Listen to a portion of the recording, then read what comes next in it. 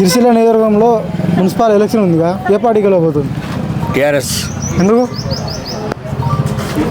KCR sir చేసినాయి, KTR sir చేసినాయి చాలా సిరిసిల్లలో అభివృద్ధి పనులు. సిరిసిల్ల ఇవ్వాలి వాళ్ళు లేకపోతే టీఆర్ఎస్ లేకపోతే ఇట్లా ఉండేది కాదు.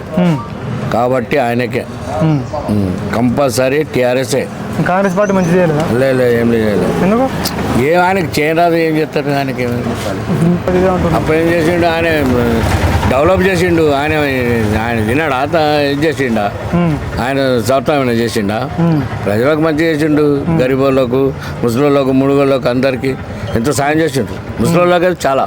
ఎందుకు పింఛన్ వస్తుందా? నాకు వస్తుంది 4000. 4000 వస్తలేదు. 4000 ఇస్తున్నాడు కదా. ఇస్తా. ఏమిస్తాడు ఆయన 4000? ఏడాది కాదు. కేసీఆర్ సార్ ఉంటే కంపల్సరీ ఇప్పటికీ ఆయన సంవత్సరానికి 5000 చొప్పున ఆయన 4000 చేస్తున్నాడు, చేస్తుండే. ఇప్పుడు 3000 అన్నా 3500 అవు. ఇప్పుడు మున్సిపల్ ఎలక్షన్లో మళ్ళీ కాంగ్రెస్ పార్టీకి గెలిపిండి అభివృద్ధి చేస్తూ ఉంటున్నారు. ఎవరు? కాంగ్రెస్ పార్టీని గెలిపిండి అభివృద్ధి. అది కాని పని. అది ఆయన ఎక్కువ అవగాహన లేదు.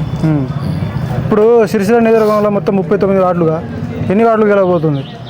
39 వార్డులు కంపల్సరీ 30 వార్డులు గ్యారంటీకి వెళ్తాయి. ఎందుకు అంత గట్టిగా చెప్తున్నావు? కంపల్సరీ వెళ్తాయి, నమ్మకం. ఇప్పుడు చేసిండే ఈ సిరిసిల్ల నియోజకవర్గంలో ఏం చెప్పరాదు. అన్నీ చేసిండు. ఏది కూడా లేదు ఒకటి అనేది లేదు. ఫస్ట్ సిరిసిల్ల అంటే ఎవరికి తెలియకపోతుండే. ఇప్పుడు సిరిసిల్ల అంటే మొత్తం ఆల్ ఓవర్ ఎక్కడైనా తెలంగాణలో సిరిసిల్ల అంటే తెలిసిపోతుంది. ఫస్ట్ సిరిసిల్ల అంటే అది ఎక్కడ అని అంటే ఫస్ట్ కరీంనగర్ దగ్గరలో చుట్టుపక్కల ఊరు అని చెప్పాల్సి ఉంటుండే. ఇప్పుడు సిరిసిల్ల అంటే రామన్న, మొత్తం రామన్న సార్ అని చెప్పేసి అట్లా చెప్పుకోవాల్సి వాళ్ళే చెప్తారు.